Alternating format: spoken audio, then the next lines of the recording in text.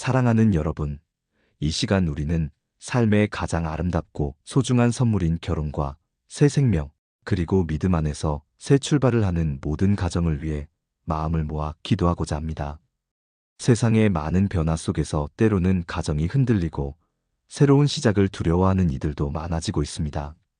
하지만 우리는 오늘 성경 말씀 속에서 변치 않는 진리를 찾고 하나님의 따뜻한 손길이 모든 가정 위에 머물기를 간절히 소망합니다. 1. 하나님의 창조 질서로서의 결혼, 거룩한 연합의 시작. 결혼은 단순히 두 사람의 만남을 넘어선 하나님께서 친히 세우신 거룩한 언약입니다. 성경은 창세기에서부터 결혼의 신성한 기원을 분명히 말씀하고 있습니다. 하나님께서 천지를 창조하신 후 사람이 혼자 사는 것이 좋지 아니하니 내가 그를 위하여 돕는 배필을 지으리라고 말씀하시며 여자를 만드셨습니다. 그리고 아담은 하와를 보고 이는 내 뼈 중에 뼈요 살 중에 살이라 고백하며 기뻐했습니다.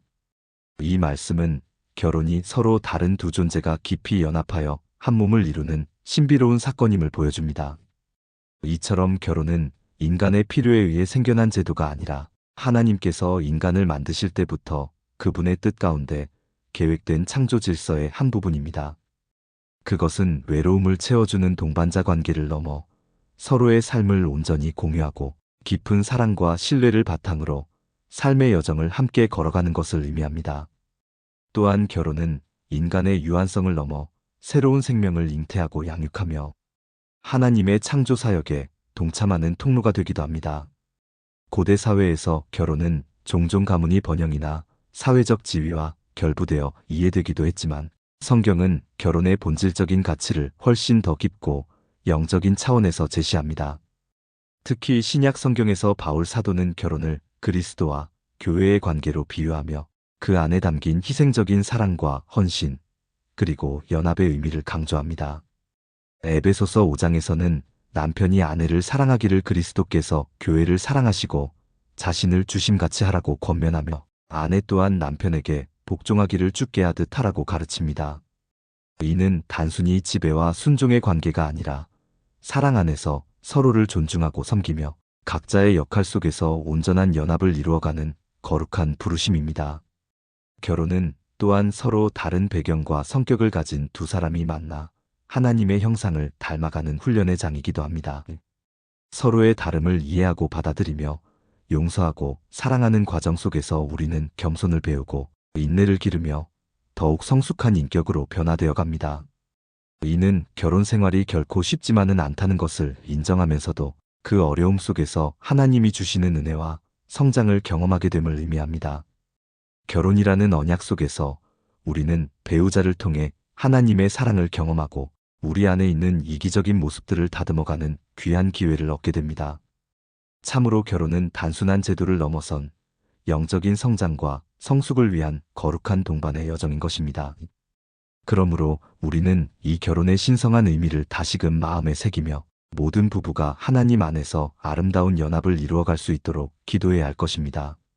이 시간 모든 가정이 하나님의 창조 질서 안에서 맺어진 귀한 연합임을 깨닫고 서로를 깊이 사랑하며 존중할 수 있는 은혜를 주시도록 함께 기도하겠습니다. 사랑의 하나님, 결혼을 창조하시고 복 주신 주님을 찬양합니다. 이 땅의 모든 가정이 주님 안에서 맺어진 거룩한 언약임을 기억하게 하시고 배우자를 존중하며 사랑하게 하옵소서. 서로에게 좋은 동반자가 되어 주님께서 계획하신 아름다운 가정을 이루어갈 수 있도록 인도하여 주옵소서. 예수님의 이름으로 기도합니다. 아멘. 2. 생명의 선물, 출산과 자녀 양육, 하나님의 축복이 가득한 가정. 하나님께서 인간에게 주신 가장 큰 축복 중 하나는 바로 생명을 잉태하고 양육하는 특권입니다. 창세기 1장 28절에서 하나님은 아담과 하와에게 생육하고 번성하여 땅에 충만하라, 땅을 정복하라, 바다의 물고기와 하늘의 새와 땅에 움직이는 모든 생물을 다스리라고 명령하셨습니다.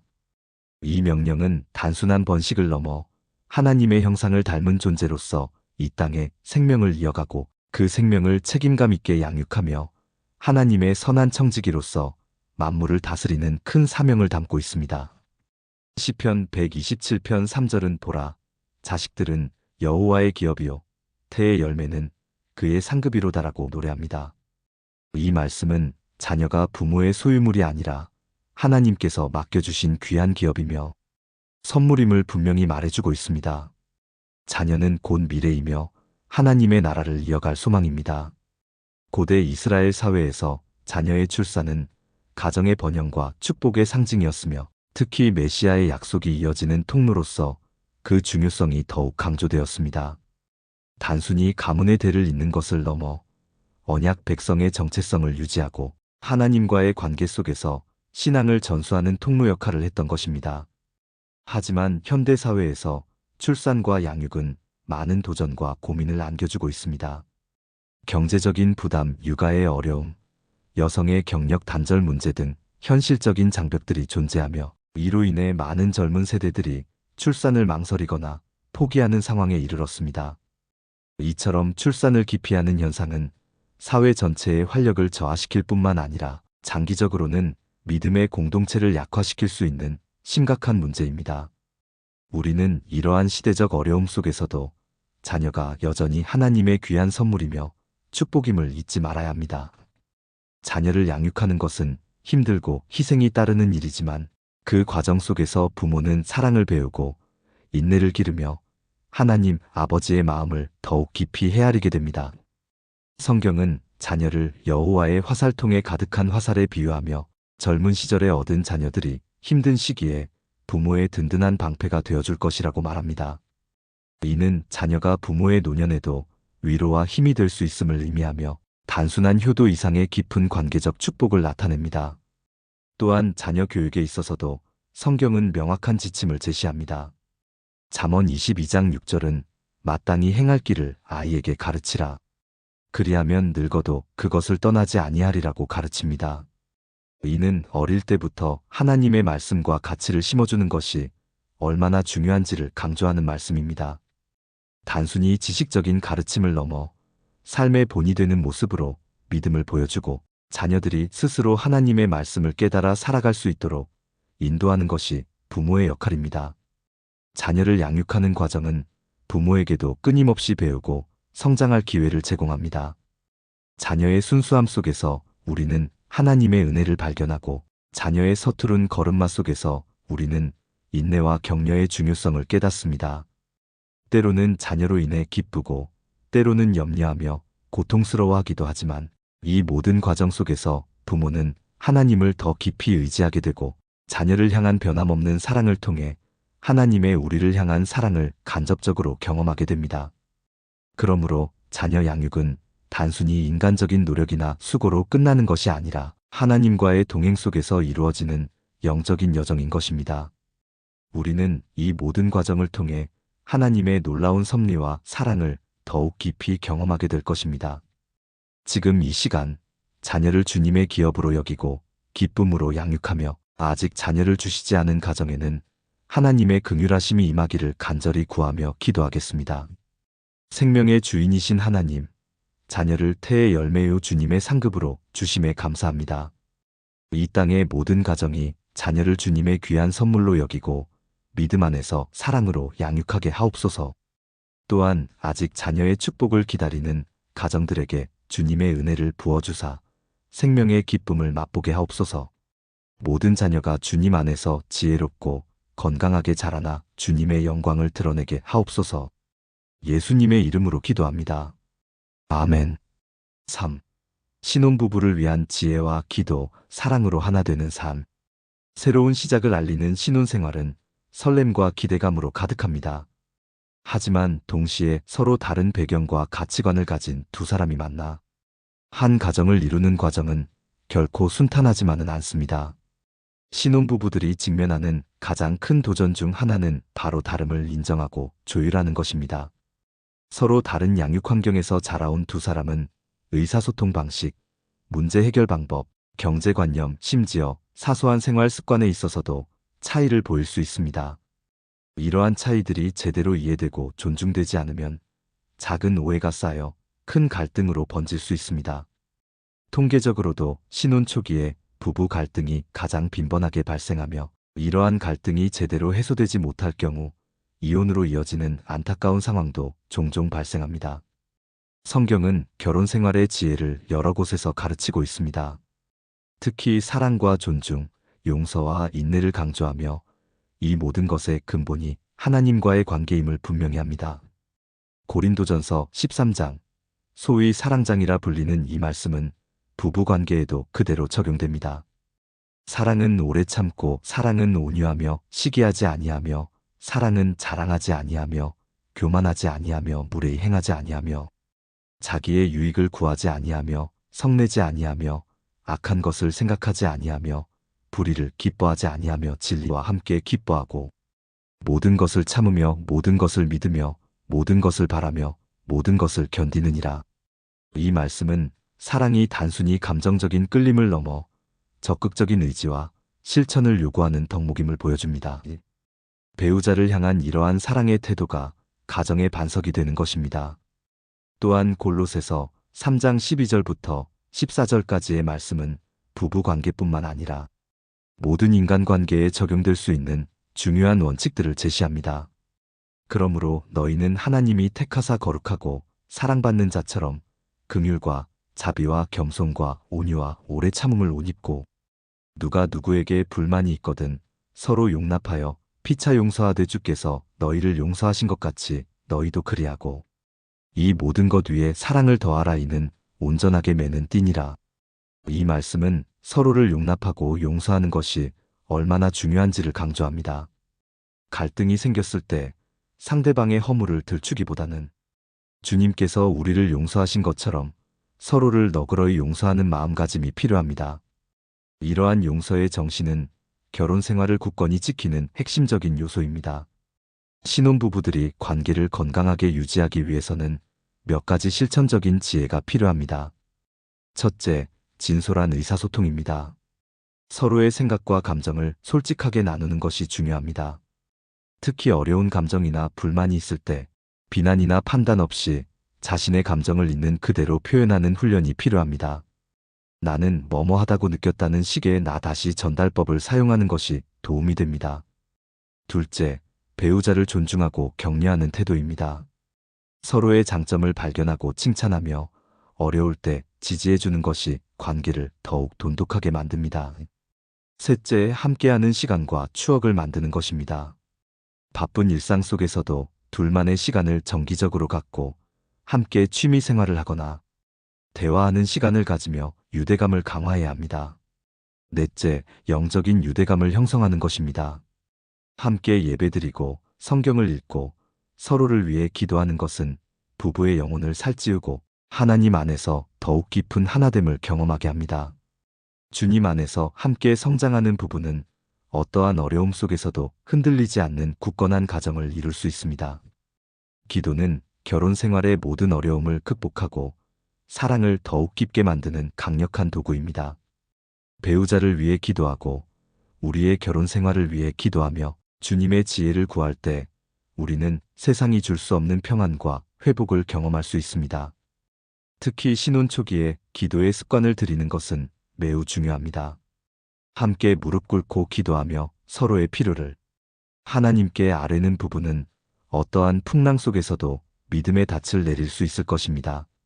사랑으로 하나 되고자 하는 모든 신혼부부를 위해 이 시간 간절히 기도하겠습니다. 은혜의 하나님, 새로운 가정을 시작하는 모든 신혼부부에게 주님의 특별한 은혜를 허락하여 주옵소서. 서로의 다름을 이해하고 존중하게 하시고 사랑과 용서로 하나 되게 하옵소서. 고린도전서 13장의 사랑으로 서로를 대하게 하시고 날마다 주님의 말씀 안에서 지혜를 얻어 아름다운 가정을 이루어가게 하옵소서. 예수님의 이름으로 기도합니다. 아멘. 4.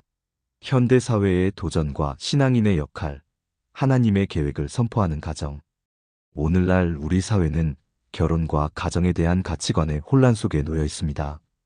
과거에는 당연하게 여겨졌던 결혼과 출산이 이제는 개인의 선택을 넘어 사회 전체의 심각한 도전으로 다가오고 있습니다.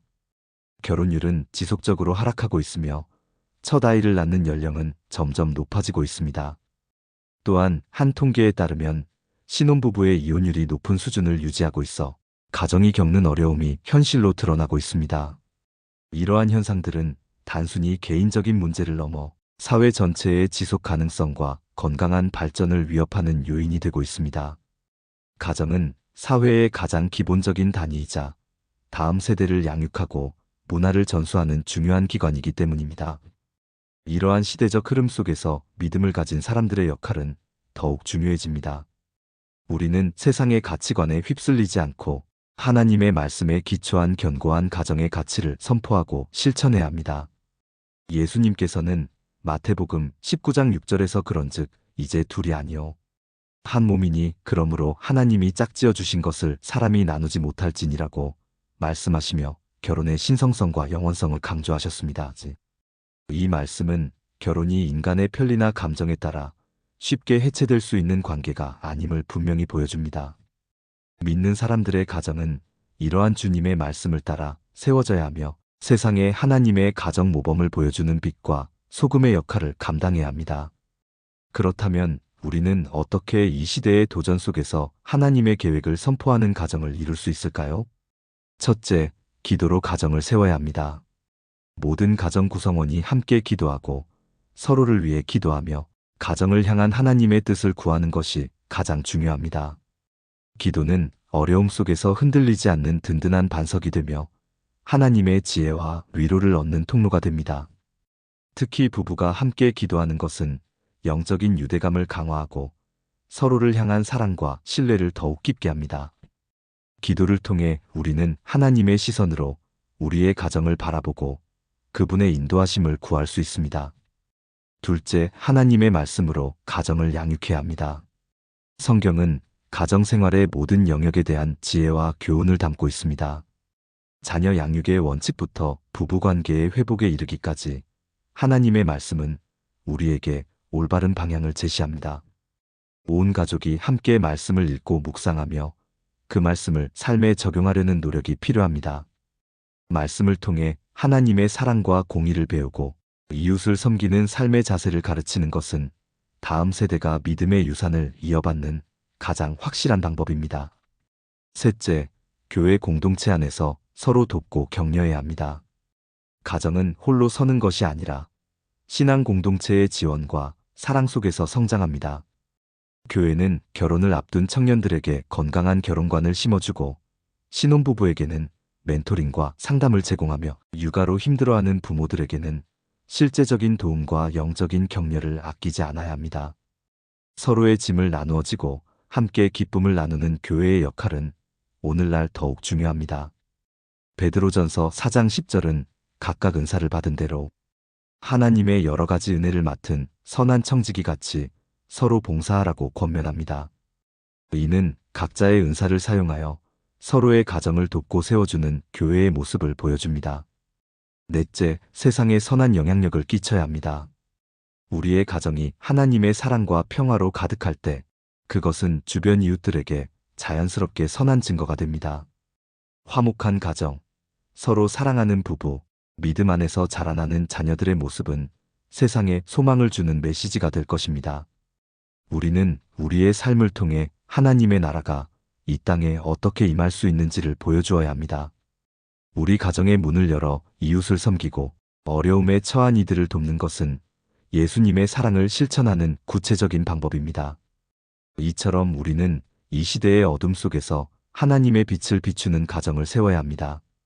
결혼과 출산이 축복이자 사명임을 기억하고 신혼부부들이 주님 안에서 굳건한 가정을 이룰 수 있도록 우리는 끊임없이 기도하고 노력해야 합니다.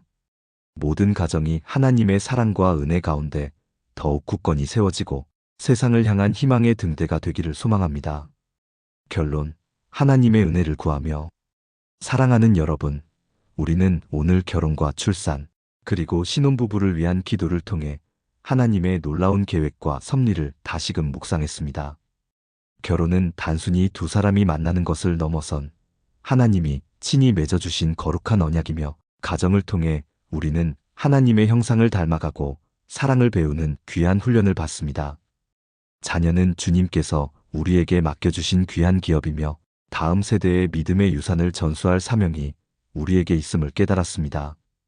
또한 신혼부부들이 주님 안에서 사랑과 지혜로 아름다운 가정을 이룰 수 있도록 우리의 간절한 기도가 필요함을 확인했습니다. 이 시대의 어려움 속에서도 우리는 결코 좌절하거나 포기하지 않을 것입니다. 우리의 기도는 하나님의 보좌를 움직이고 우리의 믿음은 세상을 변화시킬 힘이 있습니다. 우리의 가정이 주님 안에서 굳건히 세워지고 생명의 존엄성을 고백하며 사랑과 평화가 넘치는 보금자리가 될 때 우리는 세상에 하나님의 살아계심을 증거하는 산증인이 될 것입니다. 하나님께서 모든 가정을 친히 축복하시고 주님의 말씀 안에서 성장하며 서로를 깊이 사랑하고 섬기는 은혜를 부어주시기를 간절히 기도합니다. 우리의 가정이 세상의 빛과 소금이 되어 하나님의 영광을 드러내는 통로가 되기를 소망합니다. 거룩하신 하나님 아버지, 이 시간 저희의 간절한 기도를 들어주옵소서. 이 땅의 모든 결혼과 가정을 주님의 손에 올려드립니다. 결혼을 준비하는 이들에게는 주님의 지혜를 주시고 신혼부부들에게는 서로를 깊이 이해하고 사랑하며 용서하는 마음을 허락하여 주옵소서. 자녀를 바라는 가정에게는 생명의 축복을 주시고 이미 자녀를 주신 가정에게는 믿음 안에서 자녀를 양육할 지혜와 힘을 주옵소서. 모든 가정이 주님의 말씀 위에 굳건히 서서 세상의 빛과 소금의 역할을 감당하게 하옵소서. 우리 구주 예수 그리스도의 이름으로 간절히 기도드립니다. 아멘.